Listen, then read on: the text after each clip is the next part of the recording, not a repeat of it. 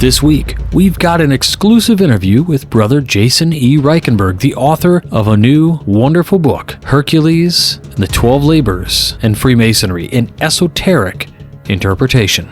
In the interview, we'll talk about the book, Freemasonry, its future state, tips and tricks for new Masons, all kinds of engaging content. You won't want to miss what Jason E. Reichenberg has to say. All that and more. Stay tuned. Welcome back to Whence Came You, a Masonic podcast featuring research papers and discussions related to Freemasonry. Here's your host, Brother Robert Johnson. Welcome back to the show. This is episode number 686. In the news, gee whiz. As always, there's some crazy stuff happening in the fraternity around the country that just seems to be wild drama. You can find it out there if you look for it. We won't get into it in this episode.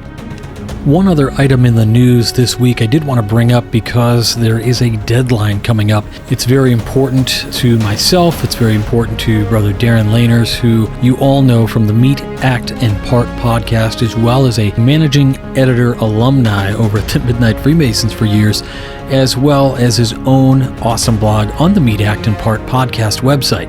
Darren and his wife Lisa have been very hard at work trying to raise money for charity campaign for Cystic Fibrosis chapter of Illinois. So, in that, Darren has taken it upon himself to assist in raising these funds. And one of the great things that he has put together is he designed a really cool t-shirt. Before I tell you about the t-shirt, I'll say this. So Lisa is doing this to really honor her late friend Sean Sullivan and all of those with cystic fibrosis. So if you have the inclination and you are interested, you can read a little bit about the cystic fibrosis chapter by going to a link in our show notes, which is just finest.cff.org/Chicago.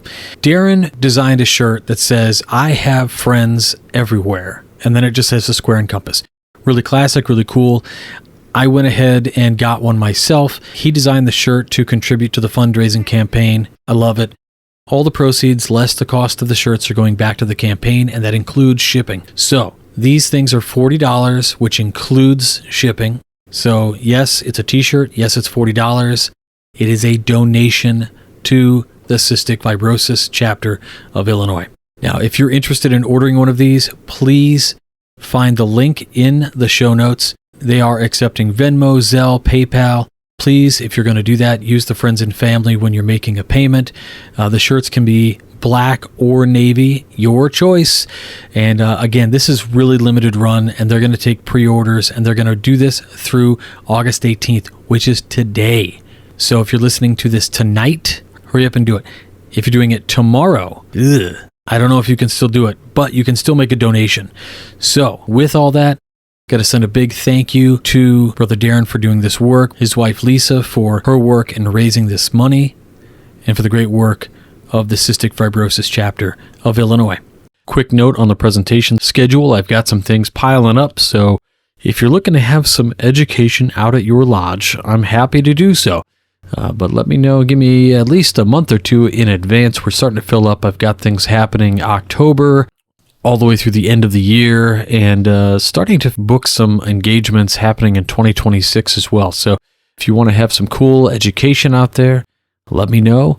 If you are an Illinois Mason and you are in the Allied Masonic degrees, we are trying to plan an all-state AMD in-gathering where we'll have a few degrees, some rarely conferred ceremonials, the Scarlet Cord degrees, etc. But we need your participation to do it. So we are hoping that more and more people reach out and say they would like to be a part of it. If you, again, are an Illinois AMD member, then please contact your secretary, who can reach out to me and let me know that you're interested in doing something with the Allied Masonic Degrees All-State In-Gathering.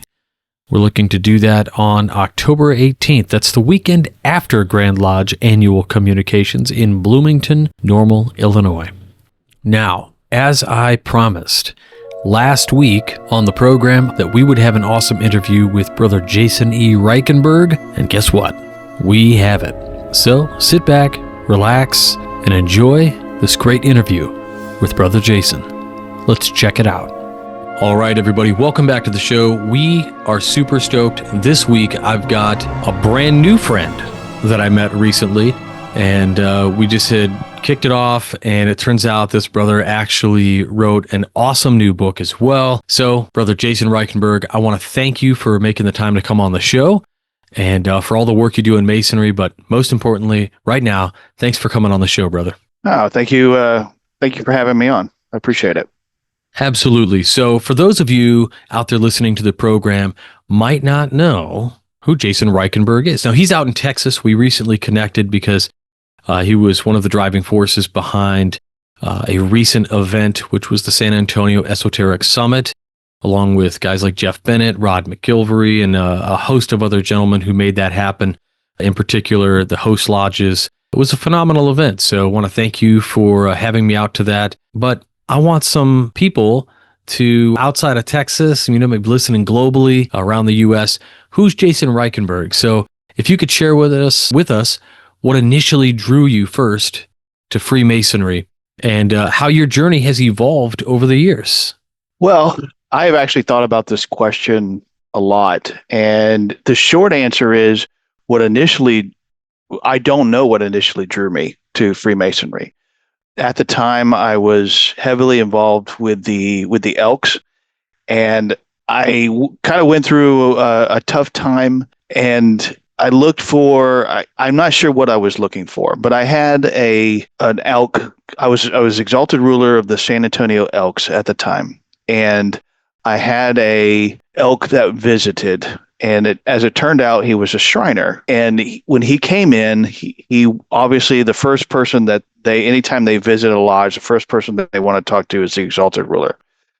And so he comes and finds me, and he had brought his daughter and son-in-law with him for our weekly burger night. And he introduced me to his son, and he goes, "Oh yeah, and this is my son-in-law, and he just became worshipful master of his Masonic lodge." And I don't know what it was, but for some reason, you could tell he was really excited to tell me that his son-in-law had just became worshipful master. And, I had heard about Freemasonry over the years. I had read some, esoteric books here and there. I had read Dan Brown's The Lost Symbol and all about the Freemasons and everything. So that's neat. And of course, I asked the question that, everybody waits for, well, how do you join a Masonic lodge? And so, of course, he explained the whole process to me. And so I went out and visited a couple times to Victory Lodge in San Antonio. It meets at Alcifar Shriners. And that was in 2016. So I joined in 2016. At the time, I was still exalted ruler for the Elks and was really kind of busy. So it actually took me about a year and a half before I finally got raised on September 29th, 2018. Became a Master Mason, and then almost immediately kind of jumped into the officer line, got involved with all the different organizations and everything. So that's generally how I got started in Freemasonry. That's fascinating. So we've never had anybody on the show come on and say, well, I was in the Elks first. So this is really kind of cool. It's a first for us. Now, if we're not familiar with the Elks, the Elks is another fraternal organization within the United States. Here in Illinois, we've got several Elks chapters. We have Moose lodges. So I've always thought about the Elks as sort of similar to the Moose, but I don't want to mix it up there. But what I guess my question is, when you say you were the exalted ruler, does that mean, is that like a worshipful master of a lodge, or is that like a state level leadership thing? No, that's basically the worshipful master of the lodge is the exalted ruler. And I was involved in the district and state level with the Elks. It is a fraternal organization. It's now open to both men and women now. But there's no degree work or anything like that. But there's a lot of, I will say that there's about 4 times as much business done at an Elks Lodge meeting versus a Masonic Lodge meeting. Depending, it can vary a little bit. But Generally, an Elks Lodge is going to have a bar. Sometimes they're going to have restaurants. Sometimes they may even have RV lots.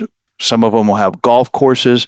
The one in Honolulu, Hawaii has an entire beachfront property. So for me, when I came to the Masons, I had a pretty good understanding on basically how a lodge works, like the business of it.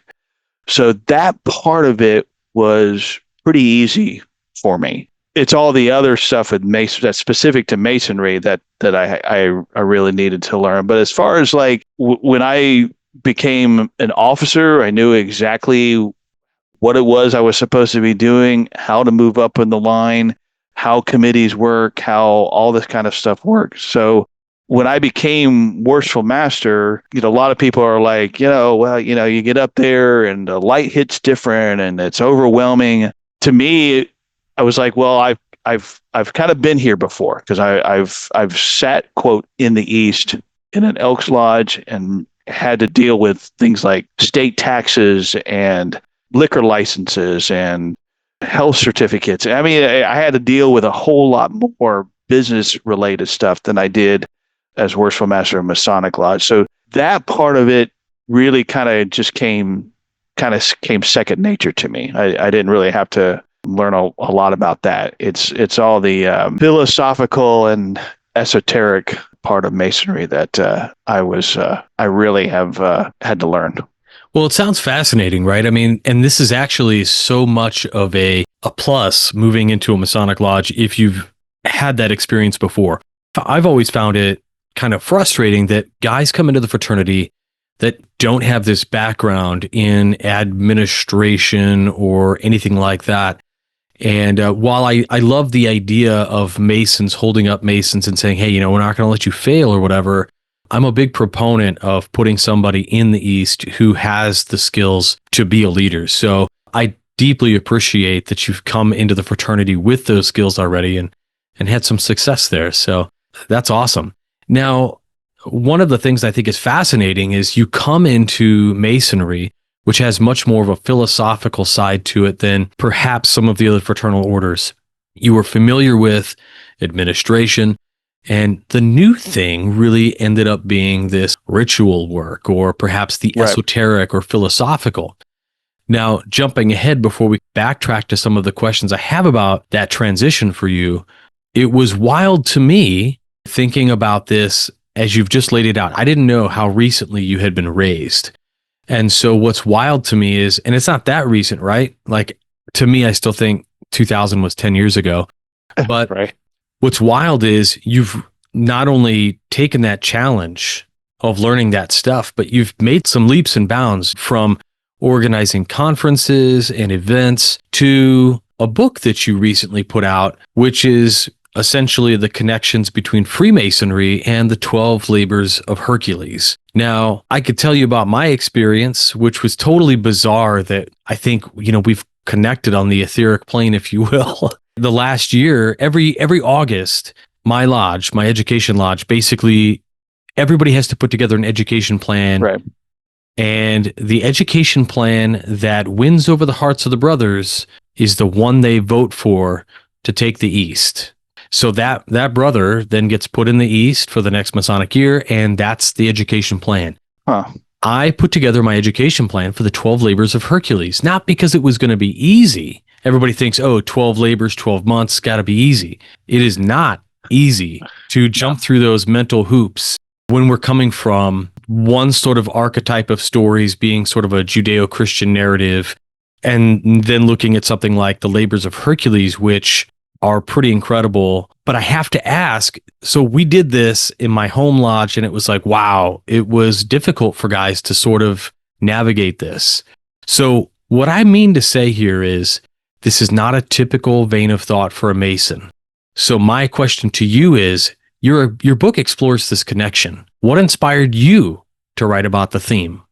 So I joined the Scottish Rite, and I started going to, at the time, it was referred to as continuing Masonic education class. And so it's a monthly class that now we have two versions. We have an online version, and then we have an in-person. The in-person one takes 1 degree from the Scottish Rite and basically does a deep dive into it. The online version now just is a book club, basically. So it takes an esoteric book. We go chapter by chapter.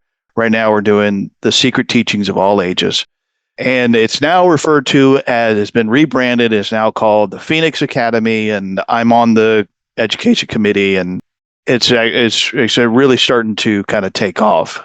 But one of the things that I started noticing is when you only have 2 hours in a class, while we can break down 1 degree, sometimes you'll get references to what I call like esoteric lists. Like, for example, the 12 tribes of Israel, or the 12 signs of the zodiac, or the 7 esoteric planets, or this list, and they kind of get referenced as a whole. Like, oh yeah, the number 12 will or this will represent this list. But we often don't have time to then, okay, wait a minute, what about this list? Why are we referencing this list? What does each one of them mean? So every once in a while, it doesn't get referenced a lot, but every once in a while you'll hear a reference to the 12 labors of Hercules. And it's kind of funny, my first recollection of really making any kind of interest or really having any kind of interest in the 12 labors was when I was growing up during the 80s, we had G.I. Joe, the cartoon series.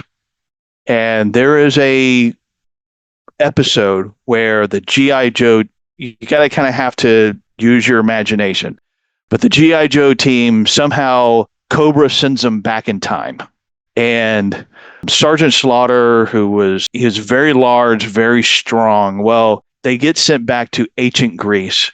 And in order, somehow, I can't remember the exact storyline, but somehow in that, he has to complete the 12 labors, right? So basically, Sergeant Slaughter takes on the role of Hercules, right? So I always kind of remembered this from a long time ago.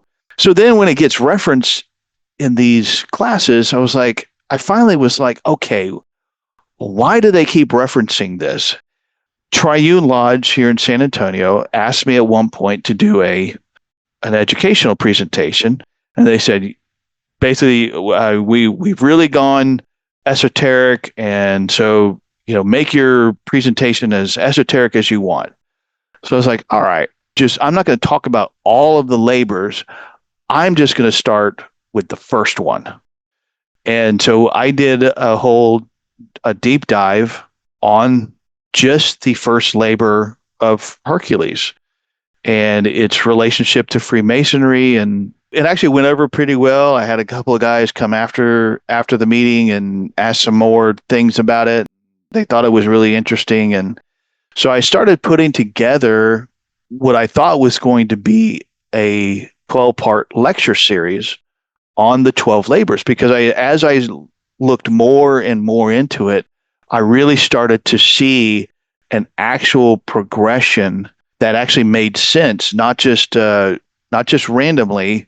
Like you could just, like, if you were to take like the 12 apostles, there's an esoteric theme that you can ascribe to each of them, but there's no specific orders. Whereas the 12 labors, there is an actual progression that you can follow through all 12 of the labors. And so I started putting all that together. Well, once I started putting all that together, I could actually make a paper about it. Well, then it really got too long to be really a paper. So I thought, oh, well, this could actually be a book. So I started putting together this entire book. And then I met Chris Galloway, who is the chairman of the Grand Lodge Education Committee. And he has his own book publishing company, specifically Freemason books. And so I showed it to him, and he thought it was really great. I sent it around to some guys that I trust to look over it, and everybody seemed to really enjoy it. And so I decided to go ahead and put all of this together. I love that you just go for it. And it's funny that you mentioned a couple things about this, is that if you've never looked into the 12 labors of Hercules, I always found it fascinating because I grew up in the 80s as well. And one of the things that caught my eye, I loved shows like Briscoe County Jr. and what later came out, Bruce Campbell. But he had a character which was in Hercules, The Legendary Journeys, right? And that show was so cheesy. But at the same time, it was like a gateway drug to Greek mythology. And I got into it.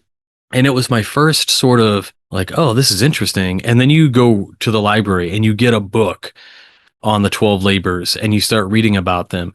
And you're like, oh, that's cool. But then you pick up like some of the first texts that reference these, like unfiltered, like kind of when you read fairy tales and then you read Grimm's fairy tales, like the real deal, right?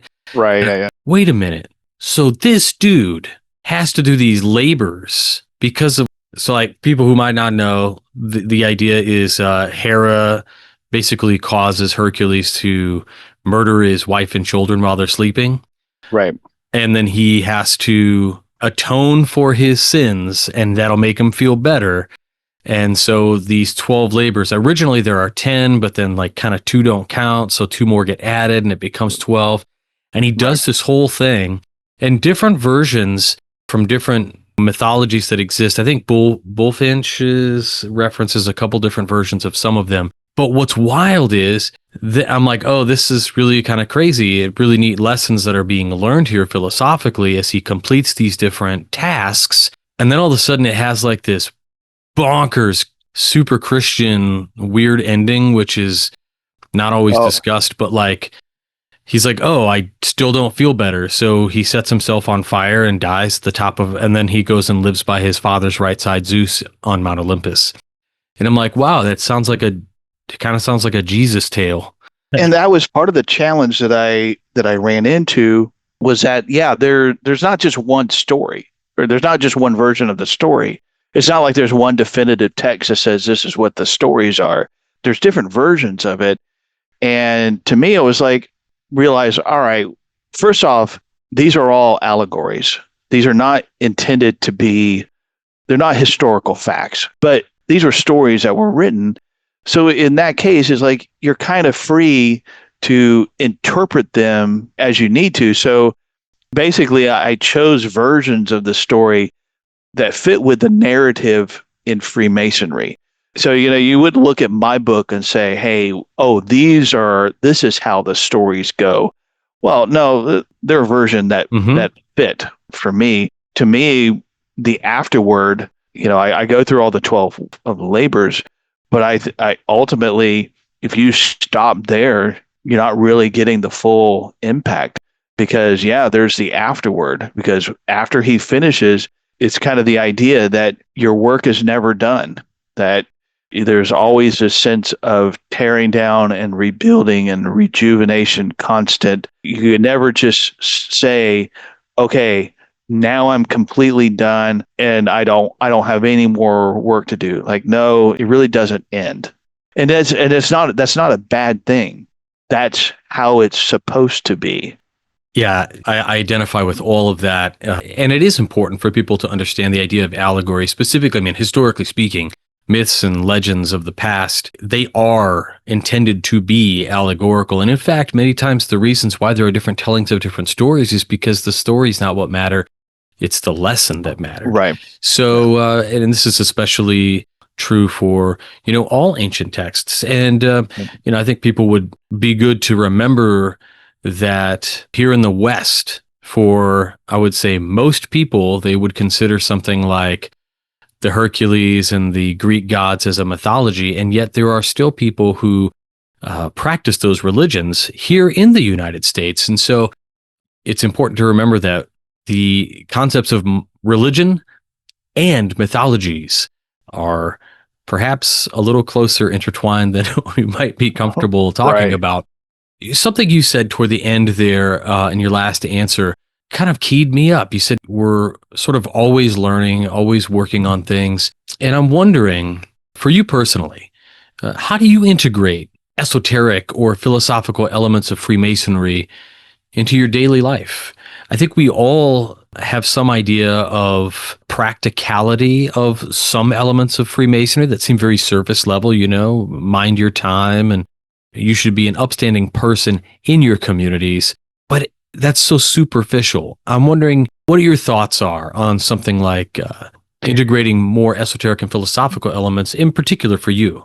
Yeah, so there's actually a couple things. So a few years ago, I was on a federal contract for probably about 8 years, and I kind of expected to be on that contract probably for another at least 5 years or so.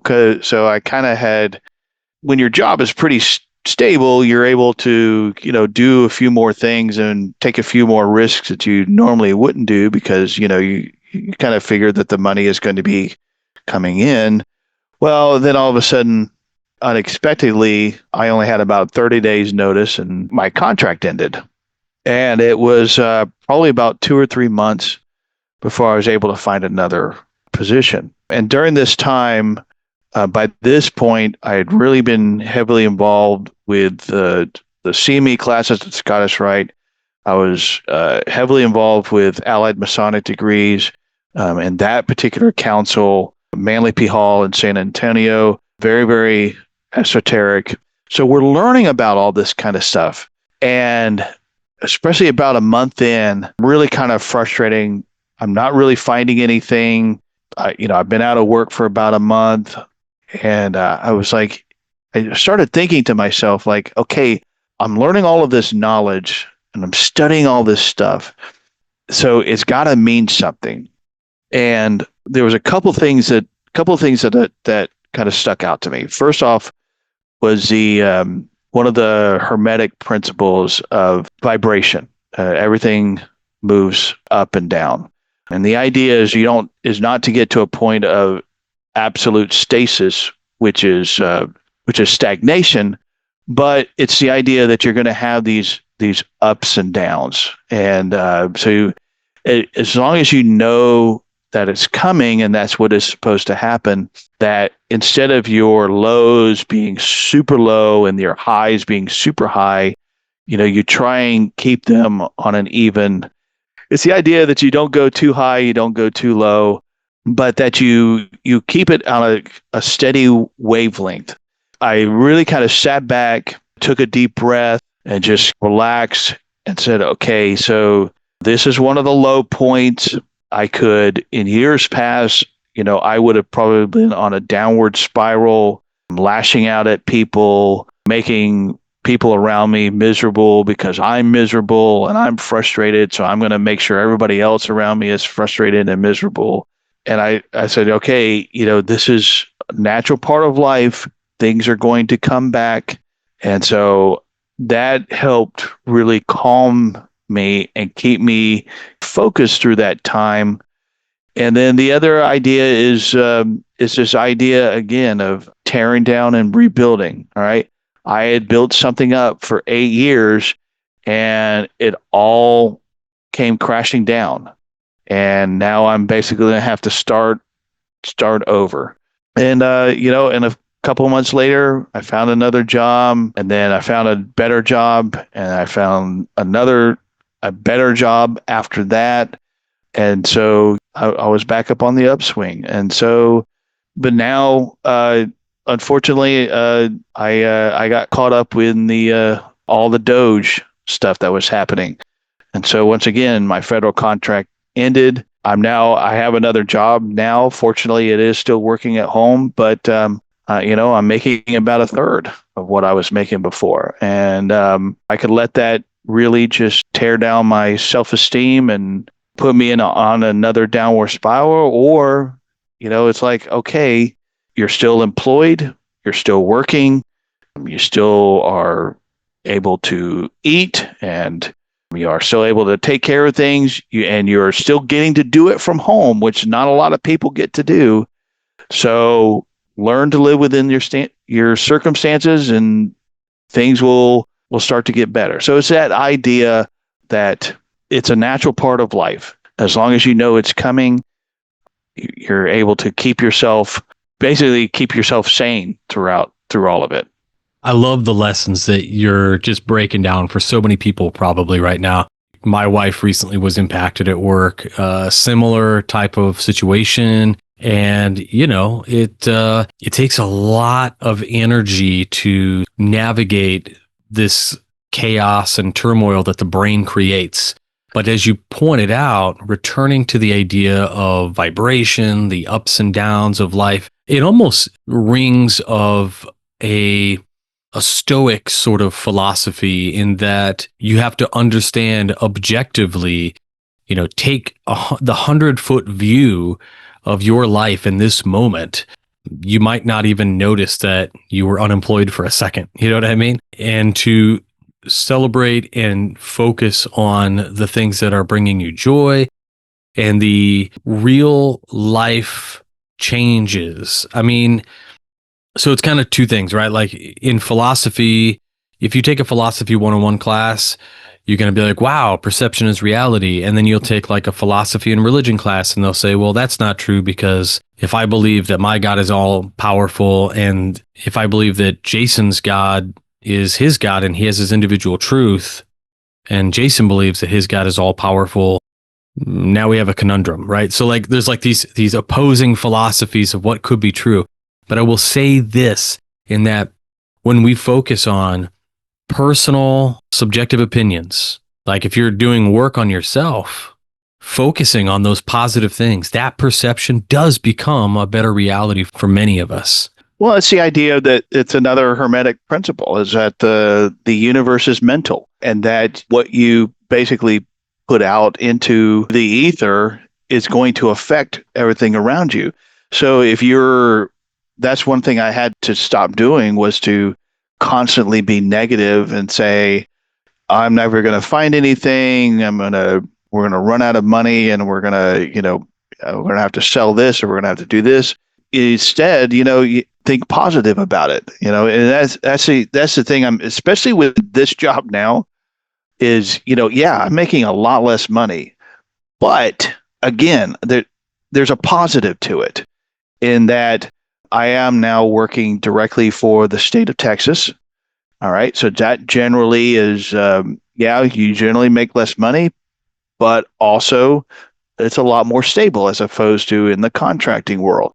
And whereas most everybody nowadays, the whole movement is to bring people back to the office, to bring them back to work. Whereas for me, they're like, well, we just don't have the room, and we're not really trying to expand and go into other buildings. So for now, and as far as we can tell, these specific positions are going to be work from home. And so, I don't have to commute all the way into San Antonio. I don't have to sit in an office. I can continue working from home, and I still can work on all of my Masonic stuff. So having a positive outlook on it, it really actually does affect the world around you. The whole cause and effect, that, what you do is going to have a ripple effect, and that includes your attitude that you put out there. Any listeners to the show anybody who's listened to the show for any length of time knows that I'm a big proponent of these ideas. And it's really funny. My mom, Jason, we've never had this conversation, but my mom grew up, I grew up in the 80s. My mom was like, so my family's all from Sicily, and except my dad's side. My dad's side's super English. So, but I grew up around my mom's family. So they're all, I was Roman Catholic growing up, and it was, we did all the things. But my mom, even though she's a Roman Catholic, my mom loved some Shirley MacLaine and crystals and stuff, dude. It was like new age crazy at my house. Yeah. And I always thought it was wild. I mean, my mom had these like VHS cassettes on like channeling aliens and it was amazing. But I tell you this because as somebody who, I went to school for philosophy and religion, and that's what I did. And it always seemed like a juxtapose. I did my minors in mathematics and things, and because I needed some element of science.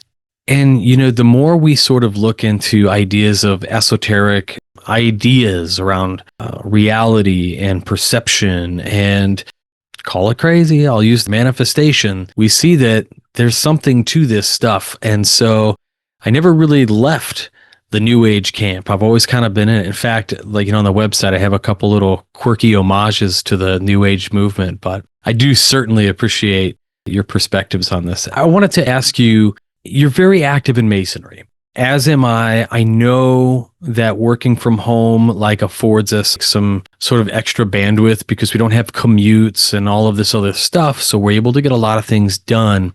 And because you've been so active in Masonry, you have had to have encountered some misconceptions about Freemasonry. And I'm just wondering, for our audience, we have Masons and non-Masons alike listening to the program. Sometimes we have even Masonic haters on the, that listen to the show, and they love to hop on the YouTube and tell us how we're going to hell or whatever. And I will always try to clear whatever misconceptions they had up. But I'm wondering, in your experience, what are some of the most misunderstood aspects of Freemasonry that stand out to you? And if you feel like clarifying those for an audience, that's cool too. Well, you'll see, you can go down a rabbit hole on anti-Masonic videos and stuff like that. And the more you go into it, the more you'll see just some of the really bizarre stuff. Though one that stands out is I was watching this interview of the supposed. He said he was a 33rd degree and that he was all this and he was all that. And the interviewer asking him about some of the practices of the Masons, and then the 33rd supposedly started talking about. He started really getting into child sacrifices and stuff like that. And whoa, wait a minute, hold on. You're talking about some of the worst crimes that could ever happen. And the interviewer just oh, yeah. And then just moved on. And you're like, whoa, wait a minute. You throw out an accusation like that, you better start backing that up. And he didn't. It was just thrown out there. If anybody is out there watching some of these videos, look for proof, because you won't see it. Because they'll throw out these really wild and crazy accusations with no proof. It's always, well, this guy told me that he saw this happen. All right, well, how about we go talk to the person that actually witnessed it, or show me a police report or something like that. It never comes to fruition. The other, though, specifically in my life, I'm divorced, and this has been a few years ago, and I got my son involved in DMLA. My daughter was in Rainbow Girls. And so at one point she started texting me and saying, well, I'm really starting to get concerned about our son and him being involved in DMLA. Freemasons don't really know who they actually worship until they get to a certain level. And then as it turns out, it's the whole bit about you actually are serving Satan this whole time, but you don't know because you're not high enough. And I texted back and I said, all right, look, I said, first off, it's always really interesting that it seems to be everybody outside of Freemasonry that seems to be able to tell Freemasons who they're actually working for when we don't seem to know ourselves. And I said, also, look, here's what you have to understand. Let's say you knew nothing about Christianity, and you walked into a Baptist church or a non-denominational church and they were doing communion, and you knew nothing about what they were doing. You would think it was the most bizarre ritual, that they are simulating eating the flesh and drinking the blood of their God in this very, if you're not understanding the context.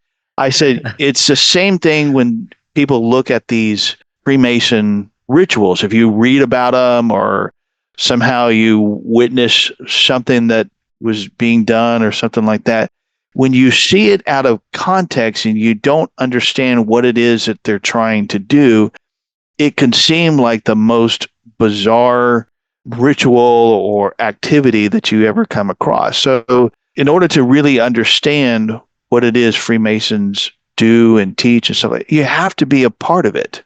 I had to laugh as you started to mention this. I was going to say, I told you I grew up Roman Catholic, right? Right. I mean, we lived in Italy for a while, I'd have to Right. go to mass in Latin, or in Italian or whatever, put blindfolds on and go into that and think what you think you're hearing or seeing is. It could be a freaky time, man. You want to Yes. talk about some stuff that out of context seems pretty funky. Yeah. Transubstantiation is definitely, Right. Yeah. it's up there. So I grew up independent Baptist, fundamental independent Baptist. So I don't know if you know too much about these guys. They are not part of the Southern Baptist Convention. Basically, each church is an entity unto itself.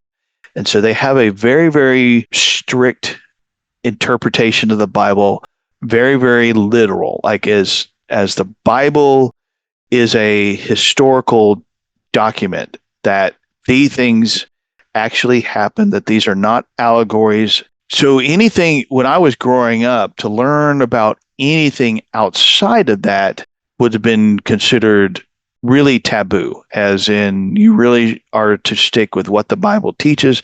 So learning about all the stuff that I write about in the book about related to tarot cards and astrological signs and alchemy and all this kind of stuff, like that would have been way outside.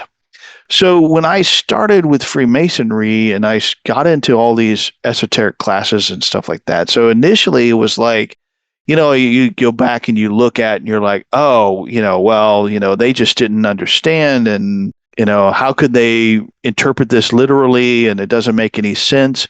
But over time, I've kind of come full circle, as in, all right, okay, so they are interpreting the Bible very, very literally. But a lot of the things that they're doing and they're teaching it's the same thing, but said in a different way. So they actually talk, when they pray for God to send his guardian angel to protect you or to help you or something like that. Whereas we would call that, if you put that into an esoteric term, that's ritual magic, that's conjuration. And so there was a lot of things that you kind of go back and you're like, we're doing some of the same things, but we're speaking two different languages. But I think one of the things that really, and this just happened recently, really struck me was at our last Phoenix Academy class, it was a whole deep dive on tarot, on all the tarot cards and everything like that. And one of the things that he says is that, well, esotericism encourages a direct relationship with the divine, and religion as a whole generally frowns upon. You need to go to a priest and you have to have confession, and they are your intermediary between yourself and God. Whereas in the independent Baptist churches, that direct relationship, that is exactly what they were teaching, was that you did not need a pastor or anybody else to come between you and God. It was a personal relationship. It was like, so you got the esotericists over here saying you should have a direct relationship with the divine, and you've got Christians over here going, you should have a direct relationship with God. You're like, you guys are saying the same thing. So it was interesting. I've kind of gone back to some of the early teachings that I remember when I was growing up, and kind of taking a new look at them and saying, you know what, not every single thing that they were teaching is in conflict with what I'm studying now. I find it fascinating, the links, and what's wild is, like, if they would just communicate, then maybe some of this would be cleared up. But maybe there's no business in that and whatever. Freemasonry is so personal and so meaningful and inspires, I think, the best out of us to come out. And in that, it's very romantic in our memory of things and stuff that happens. And we remember men and people in our lives as like titans, mythological figures, great men. I saw, in fact, recently somebody had posted a wonderful image outside of a Masonic lodge. It was a black and white. You couldn't easily make out they had their little billboard, the marquee out front, and it said, "Great men reside inside." And it was like this Masonic hall, and this guy was looking at the marquee, and I thought, man, that is so cool. And it made me think to ask you if you could share a memorable experience or a story from your Masonic journey that had a profound impact on you. Yeah, just this last year, I was a worshipful master of Victory Lodge, and I had set up an entire year's worth of speakers. And specifically, what I asked them to do was to go to our Texas Monitor and do a deep dive on either a concept or a symbol that is in our Texas Monitor, because there's not a lot of Texas Masons have really fully read our monitor. And if you read it, there's a whole lot more there than most Texas Masons realize. So it was kind of like pushing back on the notion that you have to go to the Scottish Rite or you have to go to the York Rite to get any kind of deeper understanding of Freemasonry. I'm saying a lot of this stuff is in the Blue Lodge in our own Texas Monitor. So the book was dedicated to Al Mox. And, if you're in the York Rite in Texas for any length of time, you will have heard the name Al Mox. Al Mox was, I will tell you, he could have been a past grand of all these different things, but it was never really his ambition. He was on the committee on work for the York Rite in Texas and actually rewrote a lot of the rituals and everything for the York Rite. So very, very accomplished, very, very knowledgeable. Like his knowledge of history and everything is unparalleled. He's one of those guys that just has been around for a long, long time and knows a lot about a lot of different things. Well, a couple things. First off, when my chapter and council wanted to start putting on the degrees again after not doing so for like 10 years, Al came out and helped with our first festival, probably conferred 4 out of the 6 degrees, really helped us out a lot. And then a couple of years ago, he really started having a lot of health problems. It was very difficult for him to get out to things. So if he were to come out to an event, it was something that he really wanted to go to. Well, he probably came to at least half of my Victory Lodge meetings. And the reason he was coming out was he was no longer running up lines. He was no longer trying to get into this body or that body or be a part of this or move up into this organization. He was simply coming out because he was interested in what the speakers had to say and he was wanting to learn. And it was very meaningful for me because it showed me that this is what Masons should be doing. They should be on a lifetime quest for knowledge. And it doesn't matter how old you get, you can always learn something new. And that's what Al was doing. And it was difficult. It was difficult for him to drive at night. It was difficult for him to get ready to come out to lodge, but he was coming out not because he needed to be seen, not because it was going to advance his standing or anything like that. He was simply coming out to learn.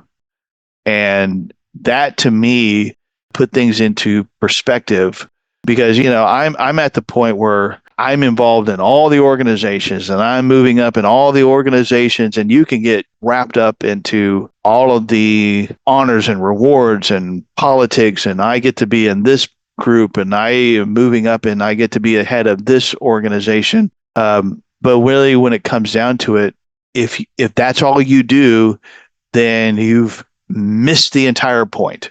Because I will tell you, I have seen someone who is just the opposite of Al, who is past grand of every single thing, and he has got to be the most miserable person you will ever meet. And then you've got Al, and Al is always positive and friendly and wants to talk to you and will talk to you about anything that you want to learn about. And he probably knows about it, and he'll talk to you about it. So it was just really kind of showed me that, yeah, all of these things that I'm involved in are all great. But if I ever lose sight of the fact that this is all should be about improving yourself and learning and gaining knowledge, then I've missed the point, and I need to refocus. I love it. I absolutely love it. I feel like so many times we have examples of men in our Masonic fraternities who we look up to and we think, man, that guy, everybody knows him. He's a past everything. And like maybe we don't know enough about them, but we have this sort of put together version of that person that we think they are, and they're amazing. And the more we get to know them, we think, oh man, they're not super happy, or maybe we learn that they perhaps are in the fraternity for reasons that probably aren't the greatest, right? Maybe they like titles or whatever. Right. And on the other side, we have like these local guys or sort of local legends maybe, and they just like, we take the 5 minutes and we go, oh my God, like these people are so incredible. And they're here, like we find out their motivations are the most Masonic motivations ever. You know what I mean? Like, right. And then we think, wow, when I grow up as a Mason, I want to be like this guy. I always tell everybody, I say, when I grow up as a Mason, I want to be Steve Harrison.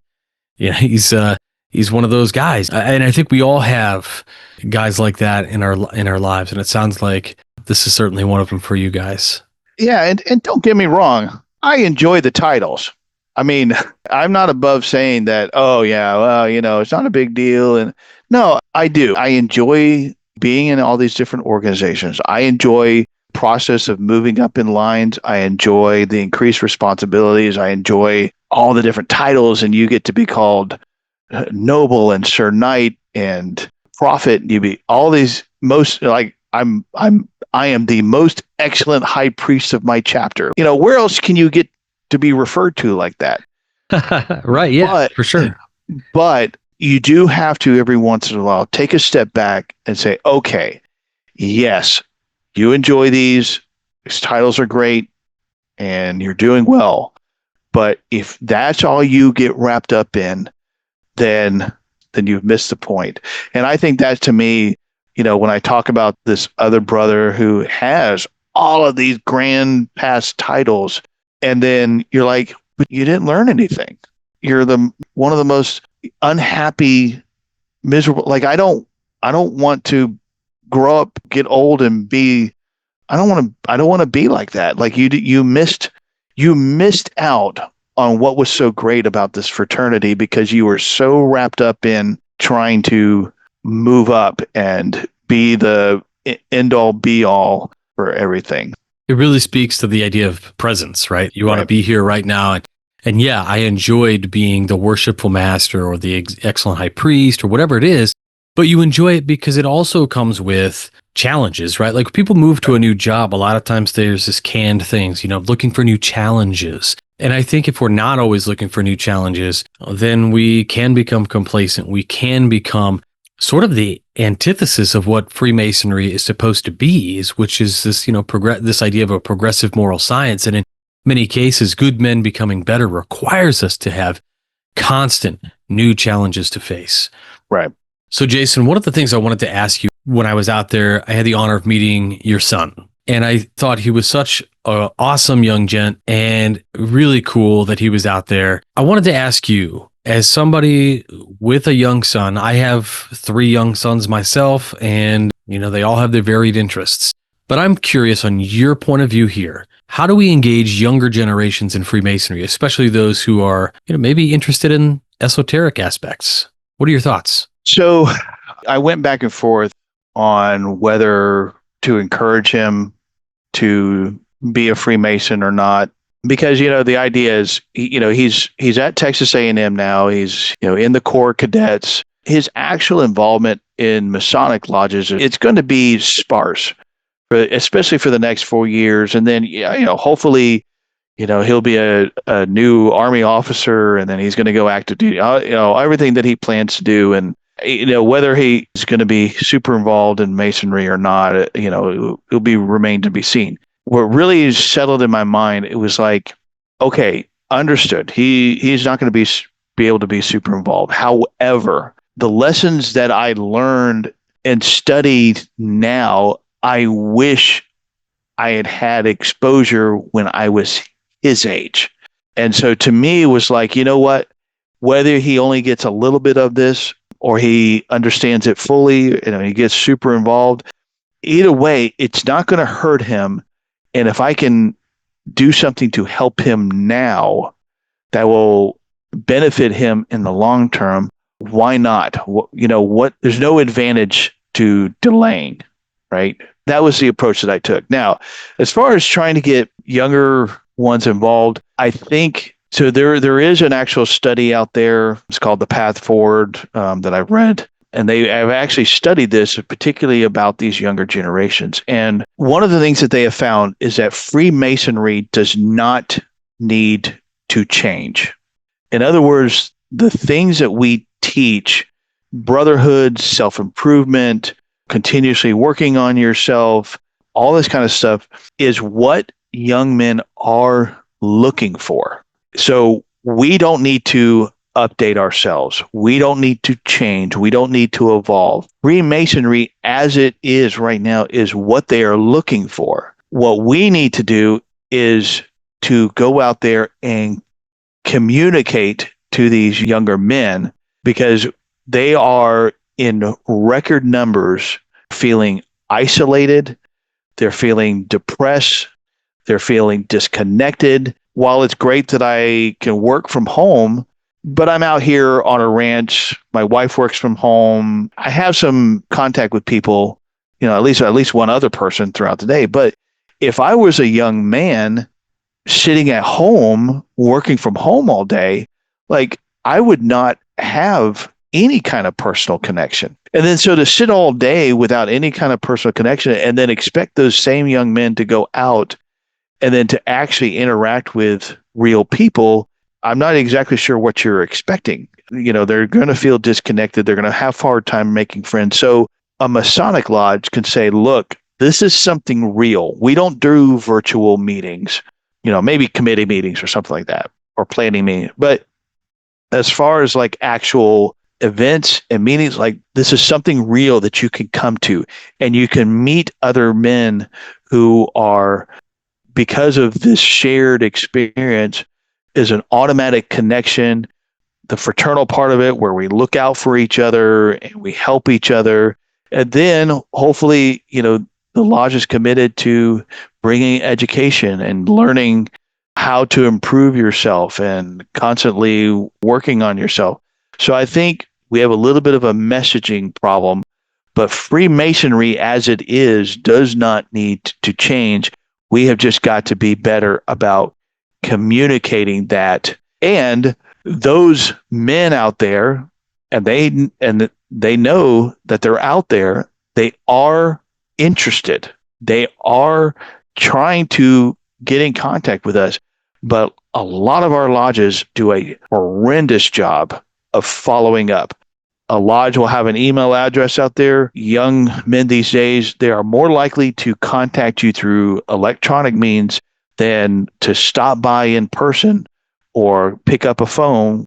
So if your lodge is one that, well, we don't really do email or we don't really do social media, well, you know what? They're trying to get in contact with you. We are not reaching back out to them. And if we simply do that, you're going to find that there's a young men out there that are interested in what we're doing, and they will join if we will simply reach back out to them and give them the information that they're looking for. Before we close out the episode, I was going to actually ask you about role of Freemasonry and how Freemasonry can address some of the social and philosophical challenges that we face today. But I think you touched on that a little bit when you talked about younger generation in Masonry and how Masonry has this real thing to offer, which I think in general is true for most of society, at least here, first world countries where there are things like working from home and all of these isolation things that are occurring, whether or not they are remnant of COVID or something else, or perhaps it's just the general progression of science and industry and all of these things. It sort of drives us apart. And all we're left with is these ideas of digital communication. But one of the things that was very important to me about this episode was to talk to you a little bit about the book, because I encourage our listeners to get on and order a copy of the book. One of the questions I had for you is if you could share any insights or lessons that in the course of your exploration for this book, The 12 Labors of Hercules and Freemasonry, can you share insights learned from the 12 Labors of Hercules that relate to your own personal development or self-mastery? Yeah, I did reference at the end of his labors and then the afterward that your journey really doesn't end. But I think one of the things that really kind of stuck out to me, the fifth labor, to me, is the one that I really enjoyed writing it because there were so many things that pivot right on the fifth labor. Because right at the fifth is you got basically you're at the end of the five senses, right? So that is your internal. Basically, you've mastered yourself, and now you're ready to look outward, and that's the seven liberal arts and sciences. So that labor right there, to me, it was kind of a turning point in that we oftentimes it's easier to kind of look outward and try and fix the world outside. But, even we actually have been taught this lesson many, many times on a basic level. When you go on a plane, what is it they tell you about the mask that comes down? Put it on yourself first before you try and put it on somebody else. And that fifth labor, you have worked on yourself, and now you're ready to affect the world around you. So, in other words, don't be in such a hurry to try and affect change in everybody else and affect change in the world around you when you haven't even really mastered yourself. It's not to say that you can't, but I'm saying you're going to be most effective if you have tried to really master yourself and do all the things to improve yourself inwardly. And now, once you feel like you have at least worked on that, now you can start going outward. So, this is the idea of as above, so below, as within, so without. So to me, that fifth labor really cemented like a pivotal moment for me.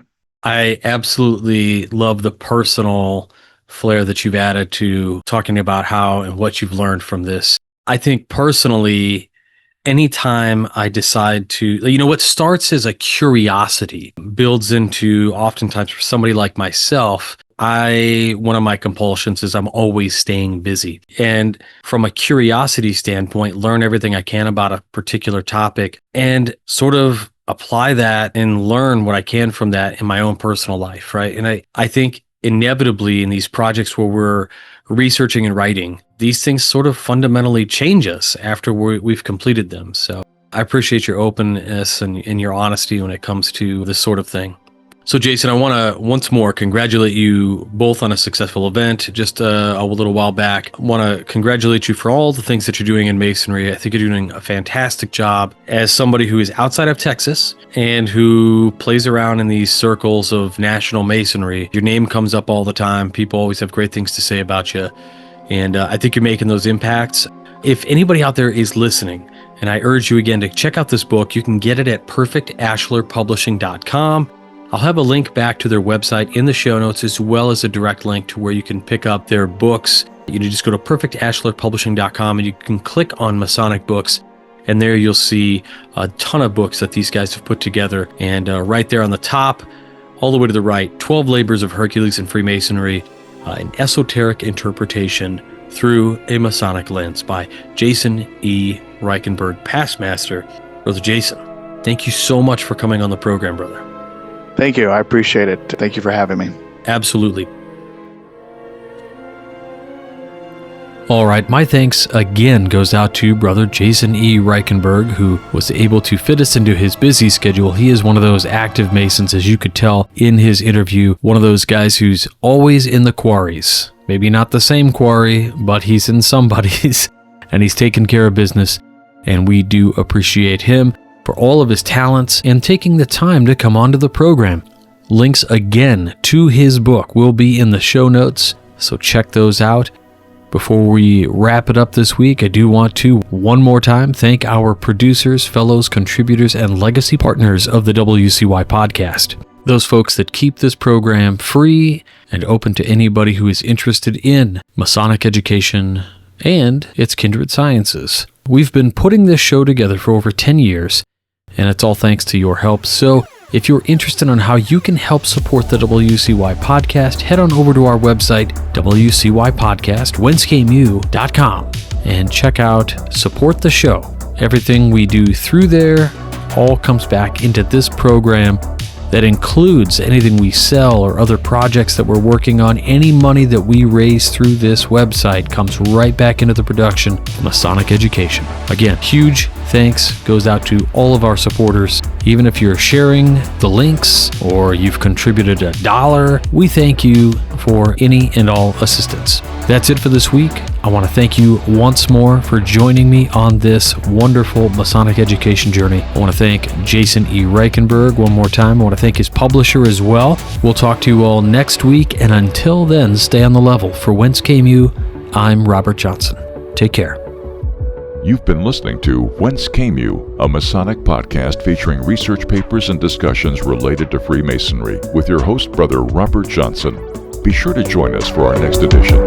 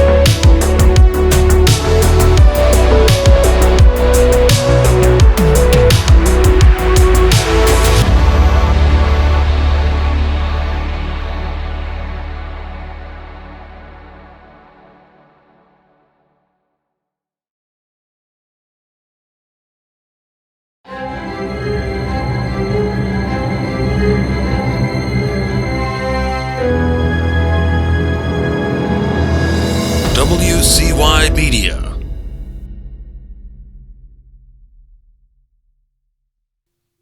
Well, you guys beat me as not.